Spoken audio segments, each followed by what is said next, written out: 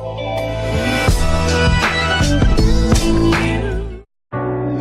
número de crianças confusas sobre o próprio sexo está explodindo. E você, quer que o seu filho faça parte dessa estatística? Acredito que não, pois a ideologia de gênero desconstrói a identidade humana por onde ela passa. Você sabia que na Inglaterra, nos últimos 5 anos, subiu 1000% o número de crianças que se submetem a tratamento transgênero? E na Escócia, mais de 500% apenas nos últimos 4 anos? Isso não é por acaso. O número de crianças confusas a respeito do próprio sexo está explodindo nos países que promovem a ideologia de gênero em suas escolas. E por que isso? Simples.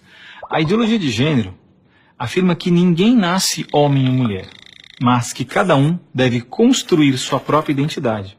E se é assim, todas as crianças devem experimentar todas as formas de sexualidade possíveis até encontrarem um gênero para si mesmas. Como isso se daria? Através de materiais didáticos e uma nova pedagogia voltada para a desconstrução sexual. Sim, ideias têm consequências, e as consequências da ideologia de gênero promovem exatamente esta confusão, fazendo nossas crianças duvidarem de si mesmas na sala de aula, ambiente onde os pais estão cada vez mais ausentes e onde as crianças estão em fase de natural imaturidade e questionamento. O que muitos escondem é que existe uma verdadeira indústria do gênero por trás de toda essa confusão e que está organizada para destruir nossas famílias. Com certeza você já ouviu na televisão alguém dizer que a família é uma instituição antiquada, que os tempos mudaram e que precisamos abrir a cabeça. É porque não estão conseguindo mudar a cabeça da população que a estratégia de promover a ideologia de gênero nas escolas se tornou tão urgente para eles. Foi por isso que em 2014, quando o Congresso votou a proposta de Plano Nacional de Educação, deputados e senadores retiraram todas as referências à ideologia de gênero do seu texto, respeitando assim a vontade expressa do povo brasileiro que rejeita essa ideologia. Em 2015, quando chegou a hora de se votar os planos estaduais e municipais de educação, o MEC, atropelando a decisão do Congresso, tentou impor silenciosamente o gênero aos estados e municípios.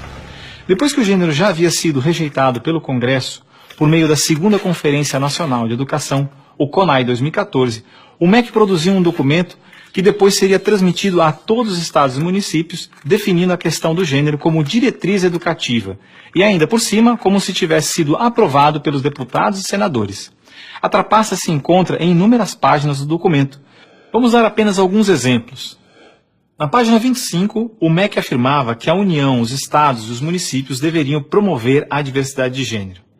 Veja, não estão falando em respeitar a diversidade de gênero, mas sim em promovê-la.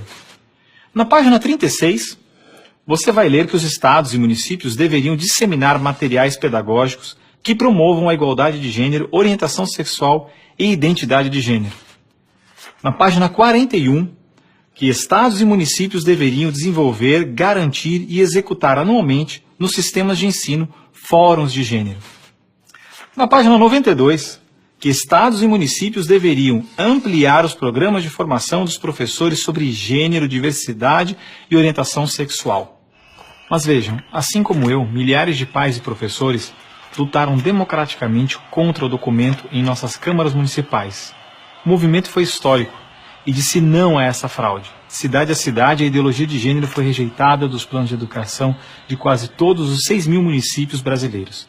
Era de se esperar que após essa imensa pressão popular, o governo desistisse dessa ideia de introduzir à força o ensino da ideologia de gênero nas escolas do Brasil.